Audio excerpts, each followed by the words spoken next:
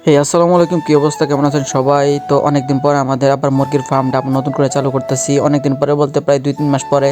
এখন শীত পড়ছে, এই জন্য ভাবলাম যে আবার একটু মুরগির ফার্মটা চালু করি, কারণ অন্য গরমকালের তুলনায় শীতকালে আসলে মুরগিটা খুব ভালো হয়। এই জন্য ফার্মটা আবার নতুন করে সবকিছু মেরামত করতে। এদিকে ফার্মের মুরগিদের খাবার দেওয়ার জন্য যে পানির পাত্র এবং খাবারের পাত্র থাকে সবগুলো বাইর করে আবার নতুন করে দেওয়া হইতেছে। ফার্মে মুরগি তোলার আগে আসলে ফার্মটা অনেক সুন্দরভাবে জীবাণুমুক্ত করা লাগে। এই জন্য এই যে জীবাণুনাশক স্প্রেটা আমি কিনে নিয়ে আসছি। এই জীবাণুনাশক স্প্রেটা দিয়ে আসলে চারদিকে স্প্রে করব। আর এখন ফার্মের চারদিক সুন্দরভাবে পরিষ্কার করা হইতেছে, আপনারা এটা দেখতেছেন সুন্দর। ফার্মের জীবাণুনাশক স্প্রে দেওয়ার পাশাপাশি আবার ফার্মের চারদিকে চুন দেওয়া লাগে, আবার ফার্মের ভিতরেও চুন দেওয়া লাগে। এই জন্য এই যে দেখতে পারতেছেন আমি চুন গুলার পরে এখন আসলে চুন দিতেছি সুন্দরভাবে। আসলে চুনগুলো আরও আগে দেওয়া উচিত ছিল, কিন্তু আমরা দেই নাই, এখন আজকে দিতেছি। এই জন্য অল্প অল্প করে দিতেছি যেন খুব চালু করে শুকায় যায়। আমার চুনগুলোর আসলে হয় না, খুব পাতলা হয়ে গেছিলো। এই জন্য আবার বেশি করে পানি দেওয়া এবং বেশি করে চুন দেওয়া, এই যে আবার মিশাইতেছি। মনে হইতেছে দুধ, কিন্তু এগুলো দুধ না, এগুলো হচ্ছে চুন। আর এগুলো অনেক মারাত্মক জিনিস, এগুলো আবার নতুন করে পোল্ট্রিতে দেওয়া লাগবে। এদিকে আব্বা আবার যত লাইন টাইন আছে পোল্ট্রির ভিতরে কারেন্ট টারেনের জন্য সবকিছু সেট আপ করতেছে। আমার আবার পোল্ট্রির ভিতর দিয়ে স্প্রে করা শেষ, এখন এই যে বাইরে দিয়ে স্প্রে করতেছি। এখন আসলে পোল্ট্রির ভিতরে পাশাপাশি বাইরে দিয়েও স্প্রে করা আসলে অনেক জরুরি, কারণ জীবাণুনাশক জীবাণু যে কোনো জায়গায় থাকতে পারে। এই জন্য চারদিক দিয়ে আসলে স্প্রে করা খুব জরুরি। এখন পোল্ট্রির ভিতরে ওই যে চুন ছিটানো শেষ, এই যে দেখতে পাচ্ছেন সাদা সাদা এগুলো চুন ছিটাই দিছি। অলরেডি শুকায় গেছে, তারপরও আসলে আরো সময় লাগবে শুকাতে। সব কাম কাজ শেষ করে আমার কোয়েল পাখির কাছে আসছি, দেখি যে কোয়েল পাখি এখানে 2টা ডিম পারছে। এখানে 10টা কোয়েল পাখি আছে, 10টার মধ্যে কয়টা বেডি আর কয়টা বেটা এটা আসলে আমি জানি না। তো এখন প্রতিদিনই আসলে 2টা-3টা করে ডিম দেয় আলহামদুলিল্লাহ। তো আজকেও দেখলাম যে 2টা ডিম পারছে। আর কোয়েল পাখি ডিম পারা হচ্ছে দিনের বেলায়। তো এখন ওদেরকে খাওন দেওয়া হবে, এই যে এগুলা খাওন দিলে মোটামুটি ডিম। এগুলো হচ্ছে আমার শখের কোয়েল পাখি, আমি কিছুদিন আগে 10টা একসাথে কিনেছিলাম। তো আজকে এখন এগুলারে খাওন দিব।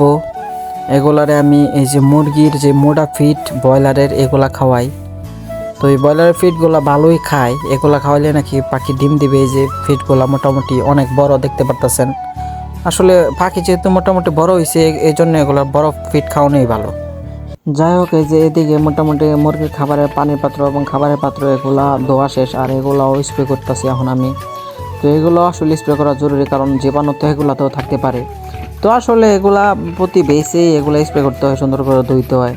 এই জন্য আবার একটা একটা করে সুন্দরভাবে এগুলো স্প্রে করতেছি। স্প্রে করে এগুলা শুকাইতে দিতে হবে রোদে, তখন আর কোনো চিন্তা নেই আর কি। তো পোলট্রির ভিতরে আসলে সকল কার্যক্রম আসলে কমপ্লিট। এখন আসলে এই যে মুরগির খাবার নিয়ে আসছে, এই জন্য আমি ওখানে যাইতেছি মুরগির খাবারগুলো আসলে বাড়িতে আনার জন্য।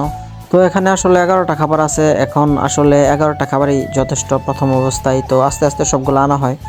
তো এই খাবারগুলো এখন আবার বাড়িতে নিতে হবে। এখন একটা রিক্সার জন্য অপেক্ষা করতেছি, আগে রিক্সা আসুক, তারপরে আসলে এটা নিয়ে বাড়িতে নিয়ে যেতে হবে, রিক্সা দিয়ে এগুলা। তো অলরেডি খাবারের অবস্থাগুলো রিক্সা বাড়িতে নিয়ে আসছি, এখন আসলে বাড়িতে না আবার এখন রিক্সা থেকে নামাইতে হইব। তো এই কাজগুলো একটু প্যারা লাগে আর কি। তো ফাইনালি খাবারগুলো রাস্তা থেকে বাড়িতে নিয়ে আসলাম। আসলে বাড়িতে আসলে বড় গাড়ি ঢুকে নেই, জন্য এই কষ্টটা, এই ভাড়াটা। যাই হোক, সমস্যা নাই। এখন আসলে খাবারগুলো পোলট্রিতে এনে রেখে দিছি, এখন কোনো টেনশন নেই। এদিকে পোলট্রির ভিতরে সকল কারেন্টের যত লাইন টেন সবকিছু টানানো কমপ্লিট। এখন আসলে বাতি জ্বালায় চেক করা হবে। এখন যেহেতু মোটামুটি শীত পড়ছে, এই জন্য আসলে 200 ওয়াটের 8টা বাতি লাগানো লাগবে। এই জন্য মোটামুটি 4টা নতুন বাতি কিনা হয়েছে, আগে 4টা বাড়িতে ছিল। তো এগুলো হচ্ছে 200 ওয়াটের বাতি, আর এগুলো গ্যারান্টি সহ। ওইটা গেলেও আবার চেঞ্জ করে দিবে বলছে। যাই হোক, আলহামদুলিল্লাহ দেখি বাতির সবগুলো বাতি জ্বলছে, মোটামুটি লাইন সবকিছু 100 ঠিকঠাক আছে। এখন আসলে রাত্রে বাচ্চা আসার পরে এগুলো সুন্দরভাবে বুটিং করা হবে, তখন আপনাদেরকে একটা ভিডিও দেওয়া হবে, তখন দেখবেন যে কত সুন্দর লাগে। তো এখন চলে আসলাম জৈনাবাজার আসার কারণ হচ্ছে এই গাড়িটা আজকে বিক্রি হয়ে যাবে।